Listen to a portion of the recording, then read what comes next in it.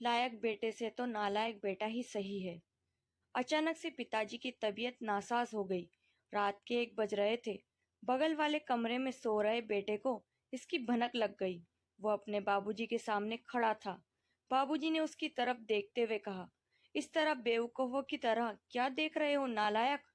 मुझे जल्दी से अस्पताल लेकर चलो। माँ रोए जा रही थी। बेटे ने सोचा, इतनी रात ड्राइवर को बुलाऊं तो बहुत देर हो जाएगी। उसने झट से बाबूजी को कंधे का सहारा देकर कार में ले जाकर बैठाया और जल्दी से अस्पताल की ओर चल पड़ा। बाबूजी एक तरफ दर्द से कराह रहे थे तो दूसरी तरफ बेटे को डांटे जा रहे थे। कहीं ठोक मत दियो नालायक, गधा कहीं का, कोई काम ठीक से नहीं कर सकता। नालायक बेटा बोला, आप ज्यादा बात मत कीजिए बाबूजी, हम जल्दी अस्पताल पहुंचने वाले हैं। अस्पताल पहुंचकर उसने भागते हुए डॉक्टर को बुलाया और डॉक्टर के कमरे के बाहर बेसब्री से चहलकदमी करने लगा।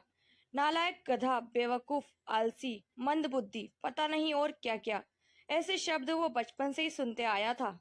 कहीं ना कहीं उसका खुद का मन भी मान चुका था कि वो सच में ही नालायक है। तभी तो उसके जन्मदाता भी उसे इसी नाम से बुलाते हैं। स्कूल के टाइम से ही घर के सभी लोग उसे नालायक ही बुलाते थे। वो एग्जाम में भी बहुत बार फेल हुआ था। ये नालायक तो चपरासी बनने के लायक भी नहीं है। इस मंदबुद्धि की शादी भी नहीं होगी। आखिर इस नालायक के गले कौन अपनी बेटी बांधेगा? ये नालायक तो गधा का गधा ही रह जाएगा। नालायक को अपने यहाँ कोई चपड़ासी भी ना रखे। कोई बेवकूफी इस नालायक को अपनी बेटी देगा। शादी होने के बाद लोगों को कहते सुना गया कि उस बेचारी के भाग फूट गए, इस नालायक से शादी हो गई। बस एक माँ ही थी जो उस बेचारे को उसके नाम से बुलाती थी। अगर आज उसके बाबूजी को कुछ हो गया तो शायद माँ भी उसे इसी नाम से बुलाएगी। मन में इसी तरह के विचारों ने उसे झंझोड़ दिया और वो अस्पताल में बने मंदिर में प्रार्थना में लीन हो गया। वो उसके दुआओं का असर था या फिर मर्जी साधारण था कि डॉक्टर ने सुबह ही उसे बाबूजी को घर ले जाने की इजाजत दे दी। जैसे ही घर लौटा और बाबूजी को उनके कमरे में छोड़ वापस मुड़ा, बाबूजी की तेज आवाज आई, मुझे छोड़ नालायक, तुझे क्या लगा बुड्ढा अब अस्पताल से लौटेगा नहीं? ये सुन वो कुछ देर ठिठका और फिर सिर झुकाए कमरे से बाहर आ गया। लेकिन माँ से रहा नहीं गया। उन्होंने कहा, इतना सब कुछ करता है आपके लिए, फिर भी दिन भर उसे आप नालायक कहते रहते हैं। और देश और महेश दोनों अपनी बीवी के साथ सो रहे हैं। उनको तो ये भी नहीं पता कि रात को क्या हुआ था। ये तो भनक पाते ही आ गया और किसी को मदद के लिए बुलाया भी नहीं। भगवान न करे अगर आपको कुछ हो जाता तो। वह भी आपका ही बेटा है, फिर भी पता नहीं क्यों आप उसको हरदम कोसते रहते हो, डांटते और फटकारते रहते हो।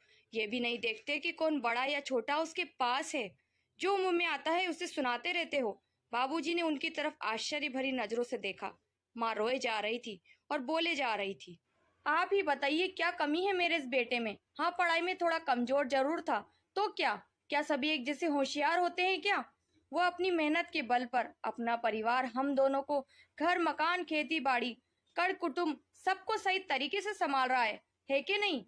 जिन 2 बेटों को आप बहुत लायक और बुद्धिमान मानते हैं, वो अपनी बीवी बच्चों सास ससुर दोस्तों पर ज्यादा ध्यान रखते हैं, कभी आपकी हालचाल भी पूछते हैं।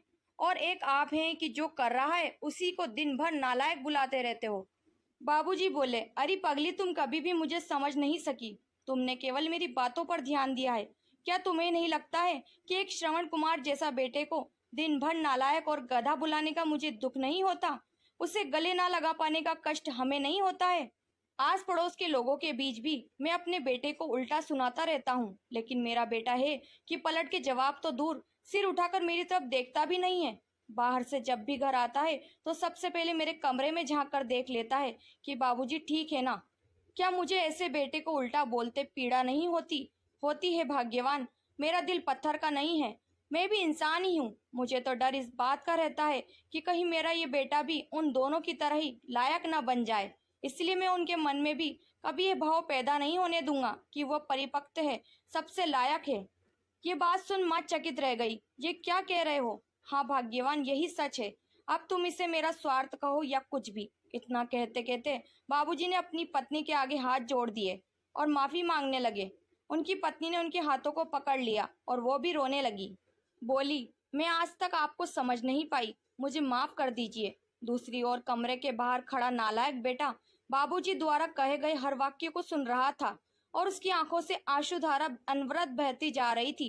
उसका जी कर रहा था कि दौड़कर बाबूजी के गले से लिपट जाऊं और रोऊं, लेकिन शायद बाबूजी झेप जाते। वो आंसू पोंछते हुए अपने कमरे की तरफ बढ़ने लगा। तभी उसकी कानों में बाबूजी की आवाज टकराई। अरे नालायक, मेरी दवाई कहाँ रख दी? गाड़ी में ही छोड़ दी क्या? कितना भी समझा दो, इस कामचोर से एक काम ठीक से नहीं होता है। नालायक बेटा अस्पताल वाले थैले से बाबूजी की दवा लेकर उनके कमरे की तरफ आंसू पोंछते हुए दौड़ा। दोस्तों, इस कहानी पर आपकी क्या राय है? कमेंट करके जरूर बताएं। उम्मीद करती हूँ कहानी पसंद आई होगी। कहानी पसंद आए तो लाइक शेयर कमेंट करना बिल्कुल ना भूलें। चैनल पर नए हैं तो सब्सक्राइब करें, बेल आइकन प्रेस करें ताकि मेरी अगली वीडियो की नोटिफिकेशन मिल जाएगी। मिलते हैं नई कहानी के साथ।